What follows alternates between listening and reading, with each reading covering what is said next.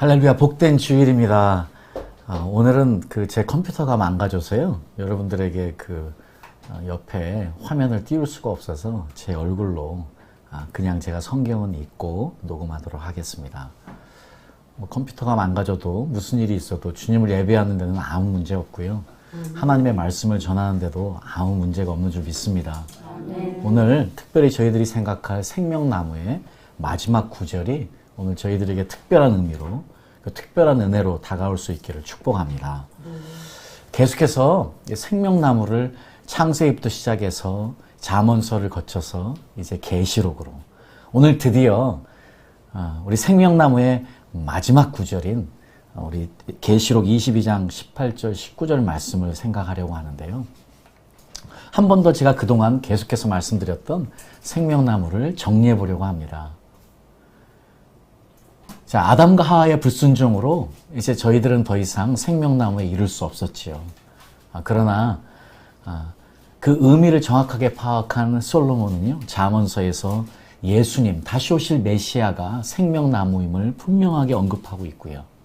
그것뿐만이 아니고 그 메시아를 모신 사람들, 그 메시아와 예수와 함께하는 우리들 역시 생명나무가 될 수 있음을 이야기해서요, 계속해서 잠언서 15장, 13장, 11절에 우리의 혀가 온순한 혀가 되어지면, 우리의 혀가 치료하는 혀가 되어지면 우리가 생명나무이고, 또 우리가 예수 그리스도의 소망으로 가득 채워지면 우리가 곧 생명나무이고, 또 우리가 하나님이 주신 의인의 열매를 이 땅에 맺으며 영혼을 구원하는 사람이 되면 우리가 생명나무라는 것을 정확하게 잠언서는 또한 이야기하고 있습니다. 우리가 잘 알다시피 예수님께서 스스로 영생을 가져오시고 생명을 주시는 분으로 너무 잘 표현해주고 계시고요. 그래서 계시록 2장에서는 이제 마지막 7교회를 향한 예수님의 경고의 말씀에서 특별히 에베소 교회를 향한 첫사랑을 잃은 에베소 교회를 향해서 첫사랑을 회복할 때에, 그리고 이긴 자 될 때에 우리에게 생명나무에 이를 권세를 주시겠다고 약속하시고요. 계시록 22장에는 이 생명나무가 3번이나 언급되어져 있습니다. 그래서 지난번에 말씀드린 것처럼요, 이 모든 성경은 생명나무로 시작해서 생명나무로 맞춰집니다. 생명나무는요, 성경에서 가장 중요하게 언급되어지고 우리에게 가장 중요하게 기억돼야 될 하나님의 메인 아젠다였다는 것입니다. 가장 중요한 주제였다는 사실, 이것을 우리가 꼭 알아야만 하겠습니다. 자, 그래서 지난 시간에 저희들은 이 생명나무에 이르는 권세를 우리가 흰 옷을 준비할 뿐만 아니고 우리가 우리의 옷을 빠는 사람이 될 때에 생명나무에 이르는 권세를 가질 수 있다고 지난 시간 22절 계시록 22장 14절 말씀을 통해서 우리가 함께 말씀을 나눴습니다. 오늘은 22장 18절 19절 말씀을 가지고요, 이제 예수님께서 계시록 마지막에 이 생명나무를 어떻게 우리에게 언급하시고 계시는지 보도록 하겠습니다. 내가 이 두루마리의 애언의 말씀을 듣는 모든 사람에게 증언하노니 만일 누구든지 이것들을 외에 더하면 하나님이 이 두루마리에 기록된 재앙들을 그에게 더하실 것이요, 만일 누구든지 이 두루마리의 애언의 말씀에서 제하여 버리면 하나님이 이 두루마리에 기록된 생명나무와 및 거룩한 성에 참여함을 제하여 버리시리라. 너무 안타깝게도요, 예수님께서 마지막으로 언급하시는 생명나무가 축복의 말씀이 아니고 경고의 말씀입니다. 예수님은 지금 이 생명나무를 마지막으로 언급하시면서 요한계시록을 결론을 맺고 계시는데요, 그 결론이 경고로 끝난다는 사실입니다. 우리가 이 요한계시록 22장 18절 19절 말씀을 볼 때 우리가 두 가지의 관점에서 생각해 볼 수 있는데요. 어떤 관점이냐? 예수님께서 지금 이 이 말씀, 이 두루마리의 애언의 말씀을 할 때 이 애언의 말씀이 요한계시록을 의미하는지 아니면 성경 전체를 의미하는지, 이 두 가지 관점에서 우리가 오늘 한번 이 말씀을 생각해 봤으면 좋겠습니다. 자, 먼저는요.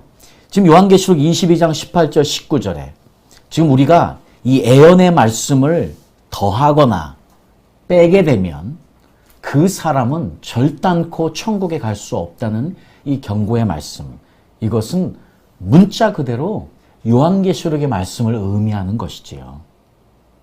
자, 먼저 저희는 우리가 예수님께서 지금 이미 7교회에서 7교회에게 주신 말씀들, 그리고 사도 요한에게 주신 비전을 통해서 주신 이 요한계시록의 말씀에서 절대로 하지 않아야 되는 일은 더해서도 안 되고 빼서도 안 된다는 사실입니다. 사실 그래서 요한계시록의 이 말씀을 있는 그대로 이해하는 것이 무엇보다 중요하고 있는 그대로 받는 것이 무엇보다 중요하리라고 생각합니다. 사실 너무나 많은 이야기를 오늘 이 시간 해야 되기 때문에요. 그 이야기로 들어가면 이 종말론에 대한 너무 복잡한 이야기들을 해야 되기 때문에 저는 오늘 그 이야기는 아주 간단하게 언급만 하고 넘어가려고 합니다. 그러나 오늘날 우리가 이 요한계시록을 이해할 때 무엇보다 중요한 것은 요한계시록은 예수 그리스도의 재림 직전에 일어날 사건들에 관해서 기록한 것입니다. 지금 예수님의 재림 직전에 어떤 일이 일어날 것인가에 대한 이야기가 요한계시록인 것이죠. 그래서 이것을 우리는 흔히 세 가지로 정리합니다. 전천년설, 후천년설, 무천년설이에요. 아마 여러분들 이 이야기 많이 들었지 않습니까? 자, 우리가 만약 요즘 제가 특별히 이것과 관련되어서 요한계시록을 보는 관점에 대해서 구글링을 좀 해봤더니요. 많은 글들이 이렇게 표현을 하고 있더라고요. 이 요한계시록을 상징적으로, 은유적으로, 비유적으로 이해해야 된다고요. 그것이 틀린 말은 아닙니다. 사실 이 이야기는요. 무천년설을 믿는 분들이 많이 이야기하는 것 같습니다. 여러분, 무천년설은 말 그대로 초림과 재림 사이에 우리가 지금 그 천년 왕국을 살고 있다는 것이지요. 초림과 예수님의 재림 사이에 이미 우리가 그 천년 왕국에 있다고 보는 것이지요. 그래서 지금 교회와 주님이 여전히 이 세상에서 왕노릇하고 있다고 보는 것입니다.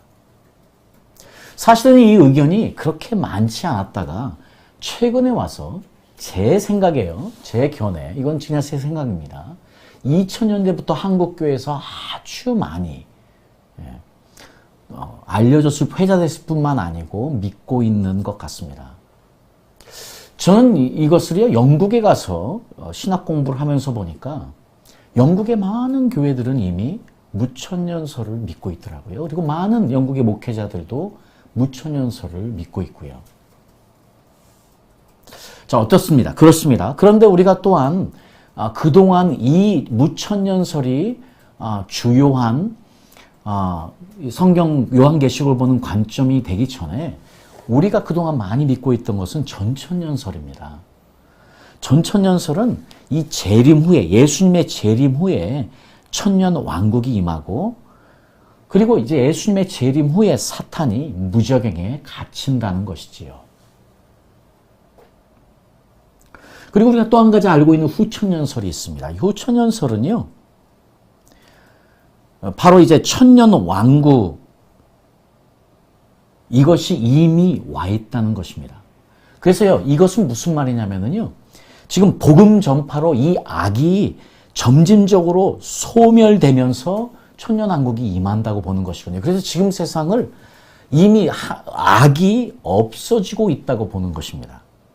그래서요, 사실은 초기에 청교도들이 복음을 전할 때에 그때 복음의 능력이 아주 왕성하고 아주 복음의 역사가 강력하게 나타날 그때에 많은 분들이 이 후천년설을 믿었습니다. 왜냐하면 실제로 그때에 하나님의 나라가 엄청나게 확장되어지며 악이 소멸되어지는 것을 그분들이 경험했기 때문인데, 이 후천년설은요, 실제로 1차 대전이 있으면서 사라지게 됐습니다. 아니하면 여전히 우리가 악 가운데 있구나 하는 것을 1차 대전 후에 알았기 때문인 것이지요.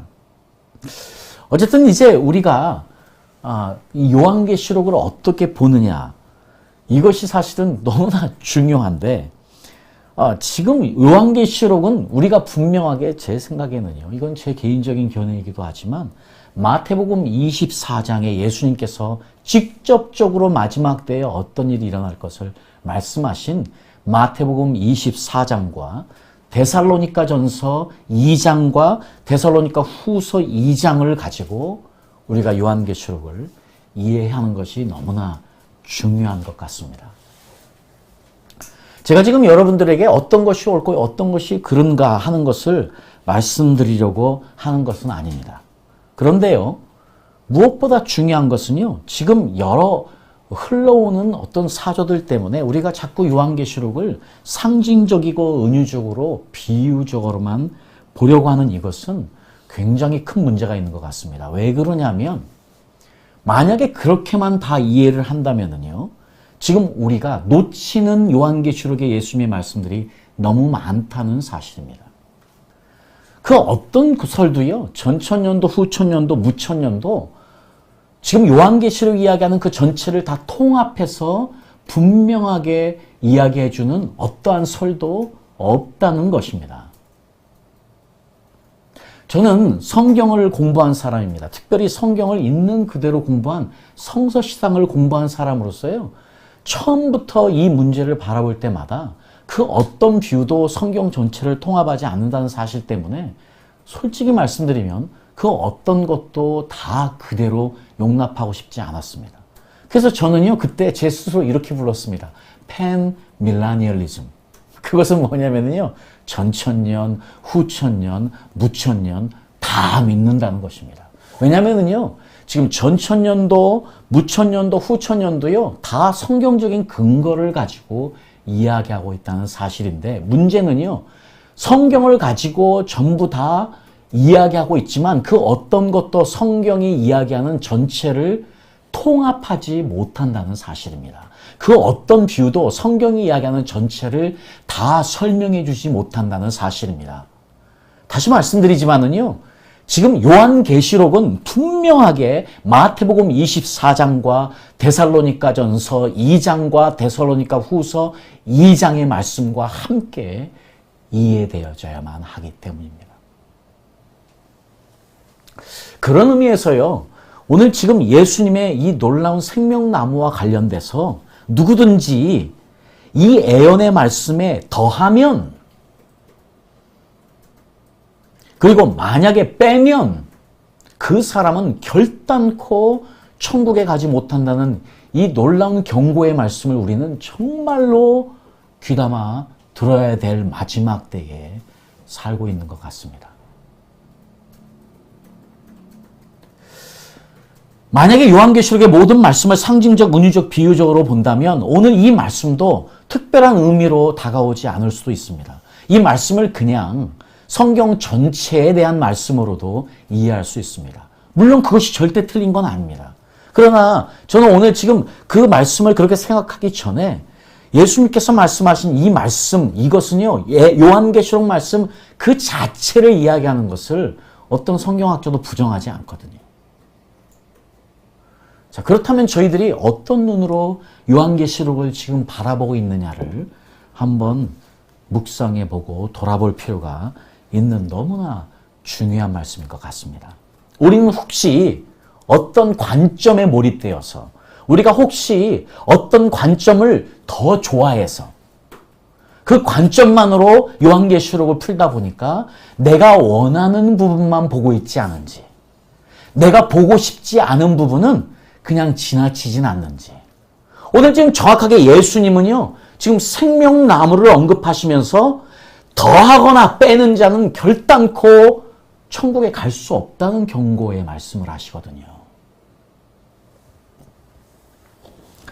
저는 그래서 오늘 이 말씀을 상징적, 은유적, 비유적으로 이야기하지 않고 그냥 문자적으로 이해하고 싶습니다.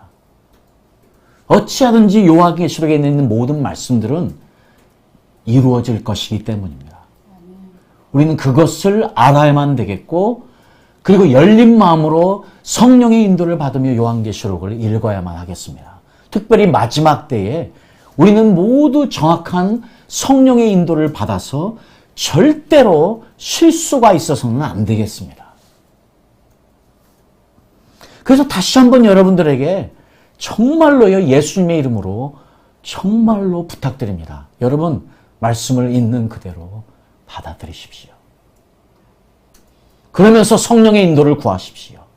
그럴 때에 분명히 하나님께서 우리에게 정확하게 성경을 이해할 수 있는, 마지막 때 요한계시록을 이해할 수 있는 눈을 주시리라 믿습니다. 성령은 우리를 그렇게 인도하시리라 믿습니다. 자, 그런데요, 우리가 이 말씀을요, 또한 하나님이 주신 성경 전체의 말씀으로 이해해도 전혀 큰 문제는 또한 아니라고 생각합니다. 왜냐하면 신명기서 4장 2절에 내가 너희에게 명령한 말을 너희는 가감하지 말고 내가 너희에게 명하는 너희 하나님 여호와의 명령을 지키라. 계속해서 32절에요. 내가 너희에게 명하는 이 모든 말을 너희는 지켜 행하고 그것에 가감하지 말지니라. 결국이요, 지금 이 마지막에 생명나무와 관련되어져서 예수님의 마지막 경고, 이것은 저는 두 가지로 이해할 수 있다고 생각합니다. 첫 번째는 요한계시록 말씀 그 자체에 대한 가감은 절대 있어서는 안 되겠습니다.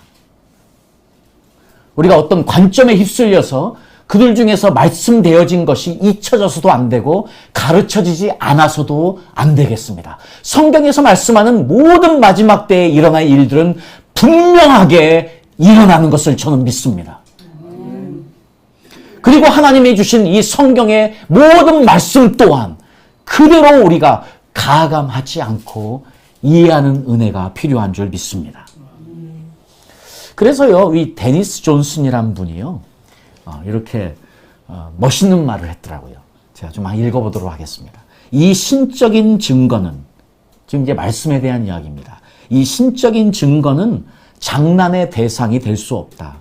하나님께서 질투하실 만큼 당신의 사랑받는 신부를 마귀의 거짓말로부터 보호하시는 것이 당신의 말씀을 통해서이기 때문에 그 말씀의 진정성을 질투하신 만큼 보호하신다. 그렇습니다. 지금요, 이 놀라운 하나님의 말씀은 우리에게 장난의 대상이 될 수 없습니다.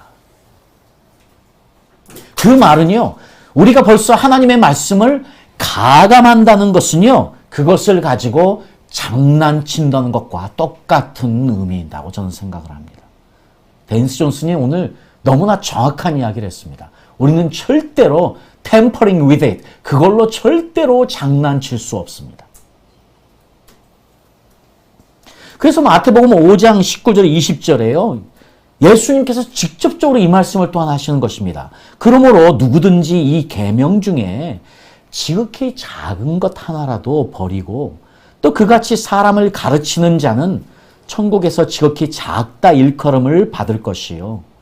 누구든지 이를 행하며 가르치는 자는 천국에서 크다 일컬음을 받으리라. 내가 너희에게 이르노니 너희 의가 서기관과 바리새인보다 더 낫지 못하면 결단코 천국에 들어가지 못하리라. 우리가 예수님의 이 경고의 말씀을요, 어떻게 이해해야 되겠습니까? 상징적으로 이해해야 되겠습니까? 문자적으로 이해해야 되겠습니까? 저는 이 말씀이 그냥 문자적으로 이해됩니다.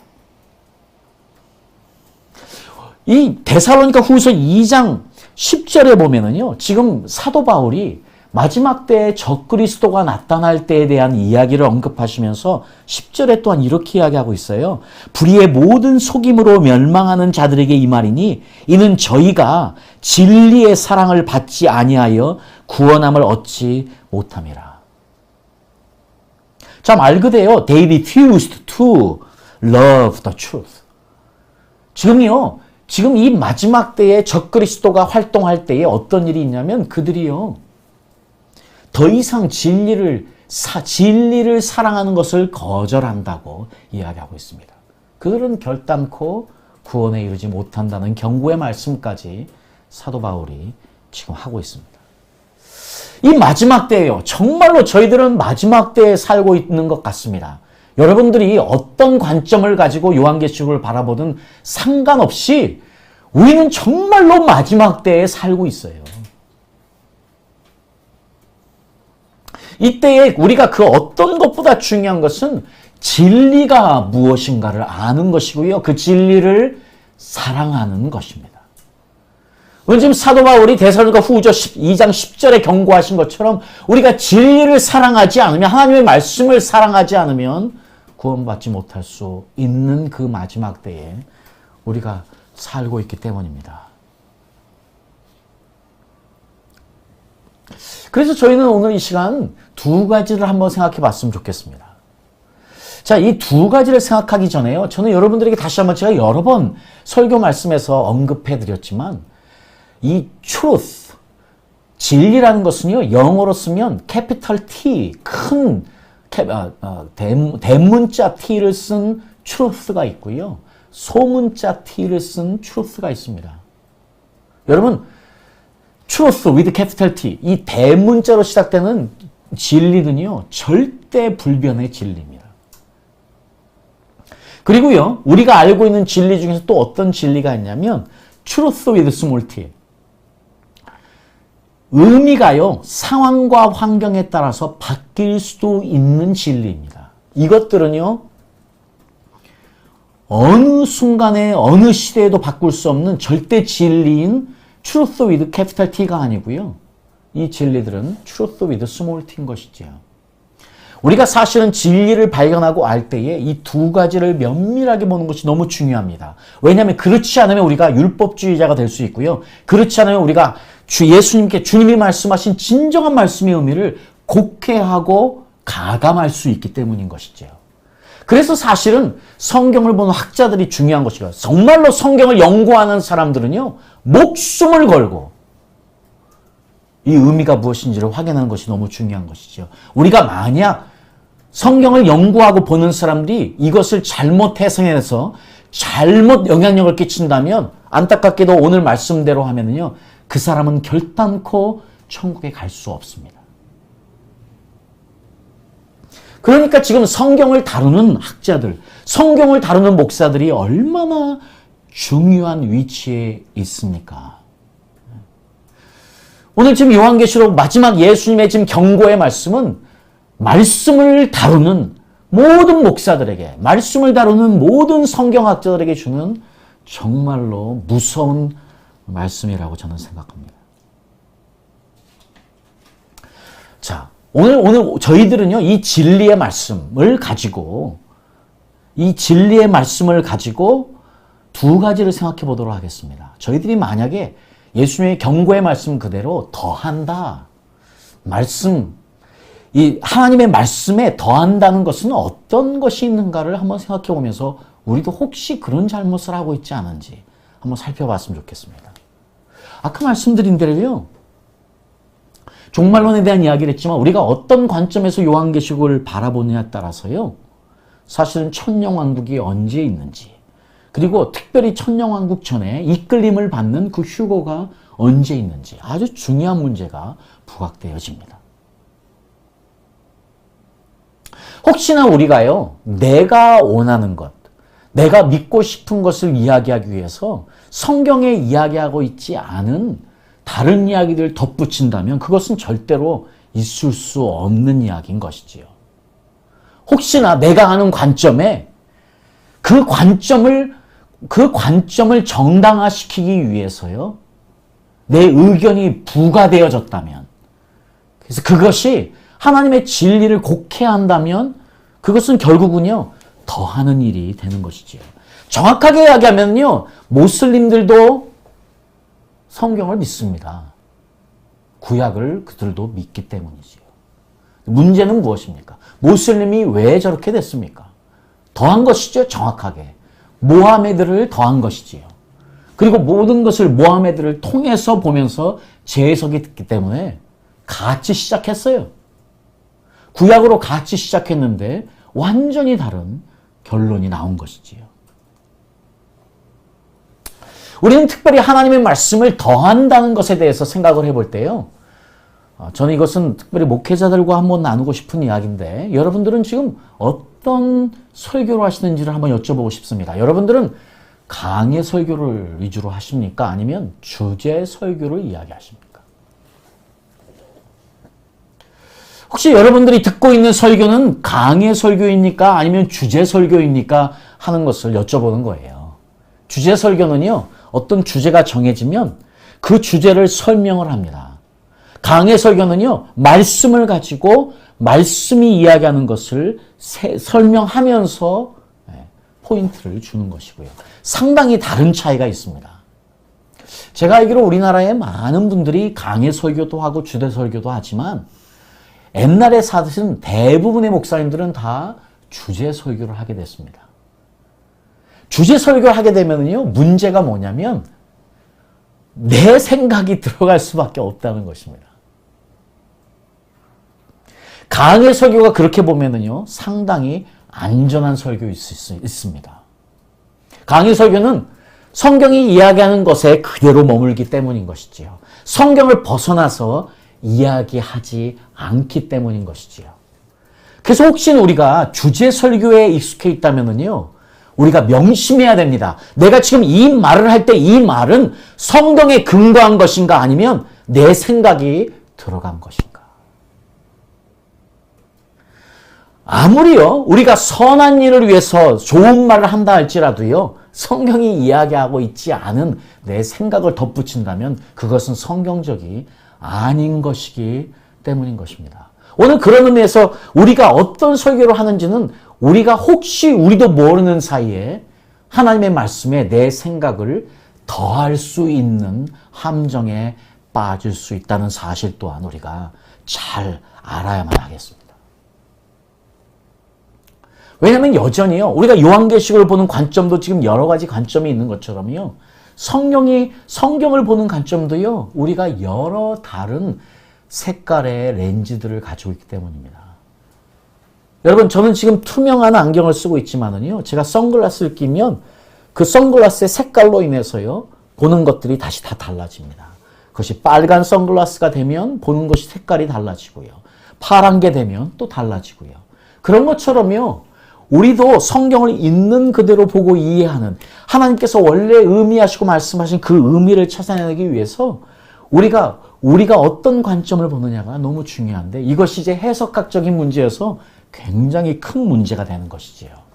그래서 어떤 분은 성경을 구속사적인 관점에서 성경을 보면서요, 성경을 푸는 분도 있습니다. 어떤 분은 예수님으로 모든 것을 다 보고 해결하시고 그 이야기하신 분도 있고요. 어떤 분은 하나님 나라의 관점에서 모든 것을 다 설명하시기도 하고, 어떤 분들은 이것을 성교학적인 관점에서 다 보기도 합니다. 그렇습니다. 성경은요, 여러 다양한 관점에서 우리가 볼 수 있습니다. 성경은 마치 다이아몬드 같습니다.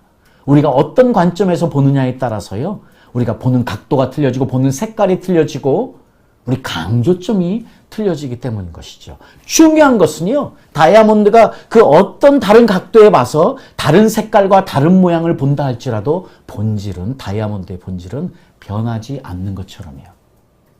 저희들이 어떤 강조점을 가지고 다른 관점을 가지고 성경 전체를 다 볼 수 있지만 그것이 온전하게 다른 모든 것을 다 통합해서 설명하지 못한다는 사실 또한 우리가 알아야만 합니다.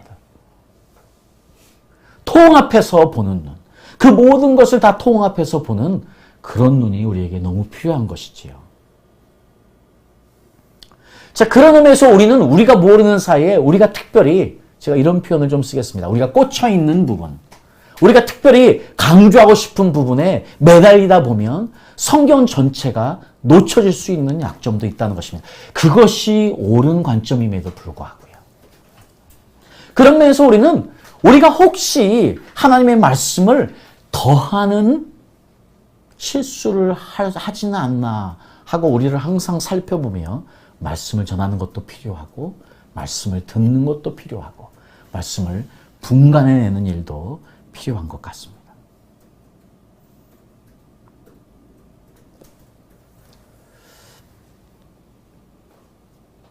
특별히 우리가 주제 설교를 하다 보면 이 약점에 쉽게 노출될 수 있기 때문에 우리가 주제설교에 익숙하신 분들, 여러분들이 주제설교에 익숙하시다면은 여러분도 모르는 사이에 사람들의 소리를 또한 들을 수 있다는 것도 알아야만 되겠습니다.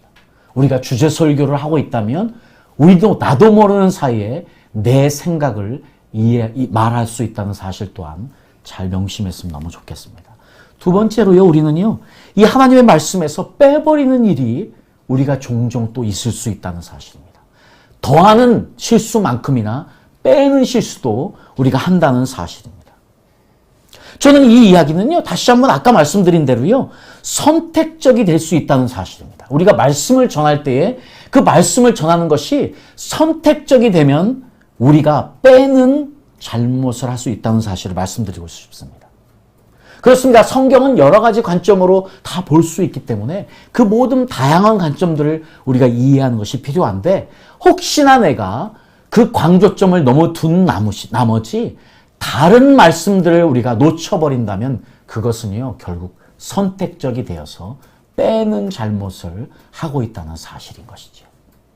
정확하게요, 아까 말씀드린 종말론도 마찬가지인 것입니다. 지금 요한계시록을 보는 관점도 내가 보는 관점으로 풀려다 보니까요, 그 관점에서 해결되지 않고 설명되지 않은 다른 말씀의 구절들이 있어요. 그런데 그 구절들 이야기하지 않습니다. 그냥 넘어가 버려요. 그걸로 설명할 수 없으니까요. 그렇게 되면 그것은 철당코 온전한 해석이 될 수 없는 것이지요. 여러분, 지금 우리 안식교 이야기 잘 아시잖아요. 안식교 사람들의 큰 문제가 뭡니까? 안식일은 토요일에 지켜야 된다는 것이지요. 지금 다시 그 안식일의 의미를 재정립하신 신약의 예수님의 말씀은 안중에 없고요, 여전히 구약에 머물러 있습니다. 그분들에게는요, 그것을 재해석해내는 이 모든 말씀들은 아무 의미가 없어요. 오직 토요일의 안식일을 지켜야 한다는, 구약의 그 안식일의 모든 것이 지켜져야 한다는 그것에 여전히 집중되어져서 그 말씀만 하고 있다는 사실입니다.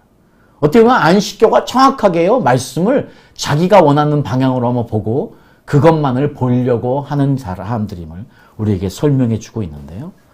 그런데 우리도 모르는 사이에 우리도 그런 잘못을 하고 있습니다.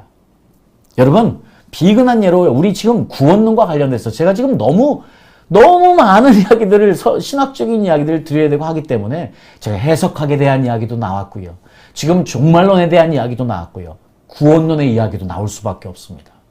구원론도요, 여러분이 잘 알고 있는, 우리가 너무 잘 알고 있는 너무나 훌륭하신 분 루터, 믿음으로 그렇습니다. 믿음으로 우리는 구원받습니다. 이분도요, 믿음으로 구원받는 것에 대한 강조점을 너무 두다 보니까요, 이분이 어떤 이야기를 하셨냐면은 행함으로 구원받는 이야기를 하는 야고보서를요, 뭐라고 말씀했는지 아세요? 쓰레기라고 했습니다. 쓰레기라고. 정말로 말 그대로요, 내가 이야기하고 싶은 관점을 하려고 하다 보니까 그 다른 이야기를 하고 있는 말씀을 쓰레기라고 하는 사건이 나오는 것이에요. 이런 사단이요.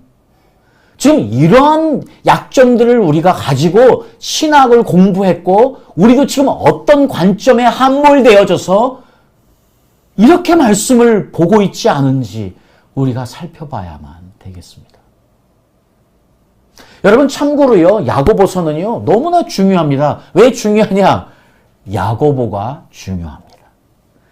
여러분, 야고보는요, 누구였습니까? 예수님의 동생이었습니다. 참고로요, 초대교회 때 이런 많은 문헌에서 이런 기록도 있습니다. 초대교회 때 분들이요, 우리가 잘 알고 있는 초대교부는 우리가 전부 다 베드로로 알고 있습니다. 그렇습니다. 베드로. 그런데요, 초대교회 때 이 야고보의 역할과 야고보의 중요성이 굉장했다고 합니다. 왜 그런지 아세요? 야고보가요, 예수님처럼 이야기하고 예수님처럼 걸었답니다. 그렇잖아요. 예수님의 동생 아닙니까? 친동생 아닙니까? 정말로요, 야고보가 예수님 같은 말투를 가졌대요. 그리고 걷는 것도 예수님 같이 걸었대요. 그래서 초대교회 때 야고보를 너무나 존중하고 존경했답니다. 그래서 마치 요즘 나오는 새로운 기록들을 보면은요, 실제로 처음 초대 예루살렘의 교부가 베드로가 아니고 야고보였을 가능성도 이야기하고 있습니다. 제가 여러분들에게 왜 이 이야기를 하냐면, 여러분 지금 야고보서는요, 예수님과 가장 오래 접했다. 예수님을 어떻게 보면 가장 잘 아는 예수님의 형제 야고보가 적은 말씀이에요. 여러분, 예수님의 사복음서를 읽고 또 읽고 또 읽어보십시오. 야고보서의 강조점과 너무 같습니다. 우리가 이것을 놓치면 안 됩니다. 어디 사도 바울이 의대로만의 구원을 이야기합니까? 어디 사도 바울이 오직 한 번 구원이면 영원히 끝이라고 이야기합니까? 그 믿음으로를 강조한 사도 바울이 두렵고 떨림으로를 강조하고 계속해서 구원이란 단어를 쓰고 있지 않지만 육의 지배를 받고 살면 죽음이다. 오직 성령의 지배를 받는 사람만이 생명이다. 그게 구원론이지, 그게 구원론이 아니면 무엇입니까, 그것이요.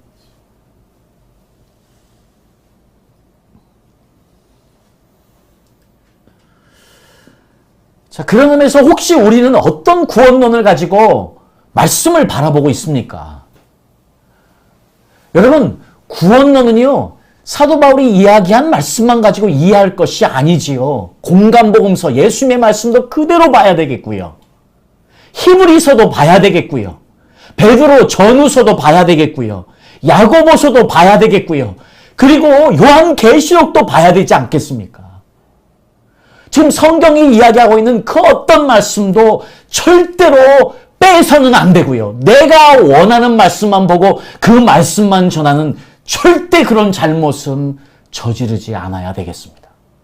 있는 말씀을 그대로 의지함으로, 그대로 이해함으로, 그리고 그대로 전함으로 절대 우리는 실수하지 않아야 되겠습니다. 하나님의 말씀은 마치 경고등 같은 것이지 않겠습니까? 우리가 차를 운전할 때도 빨간불이 켜져서 반짝반짝거리면 서서 무슨 일인지 확인하는 것처럼 마치 하나님의 말씀은 우리에게 그런 역할인 것 같습니다. 그래서요, 느헤미야가 성벽을 완공하고 나서 백성들을 다 모아놓고 광장에서요, 우리 학사 에스라에게 하나님의 말씀을 읽게 하지 않습니까? 그럴 때에 그 말씀을 듣고 이스라엘 백성들이 회개하며 통곡하며 회개하며 우리가 몰라서 죄를 지었다고 통곡하며 회개하는 이 장면처럼요. 우리는 말씀에 그대로 나아가야 되겠습니다. 그리고 하나님의 말씀을 그대로 받아야 되겠습니다. 이 말씀의 은혜가 우리에게 그대로 올 수 있기를 기도해야만 되겠습니다. 그래서 에레미야 23장 29절에요. 하나님의 말씀을 이렇게 이야기합니다. 나 여호와가 말하노라 내 말이 불같지 아니하냐. 반석을 쳐서 부스러뜨리는 방망이 같지 아니하냐. 히브리서 4장 12절은 하나님의 말씀은 살았고 운동력이 있어 좌우의 날선 어떤 검보다도 예리하여 혼과 영과 및 관절과 골수를 찔러 쪼개기까지 하며 또 마음의 생각과 뜻을 감찰하나니. 그렇습니다. 하나님의 말씀은 우리를 살리는 말씀인 것이지요.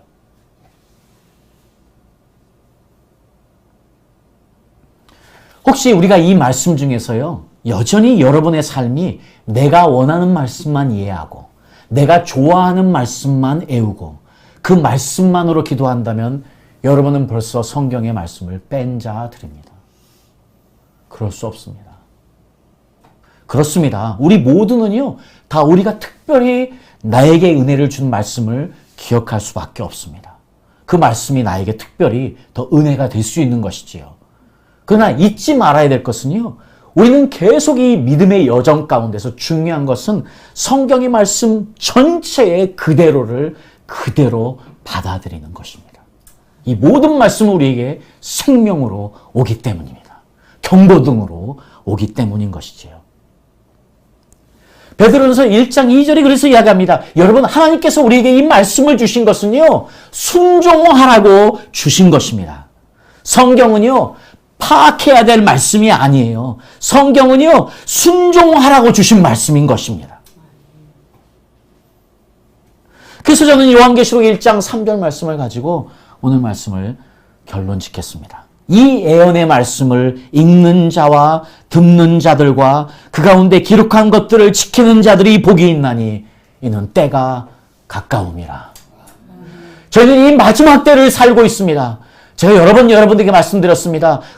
우리 팬데믹, 코로나가 있기 전에 제가 중국을 방문할 기회가 있었습니다. 그 해예요.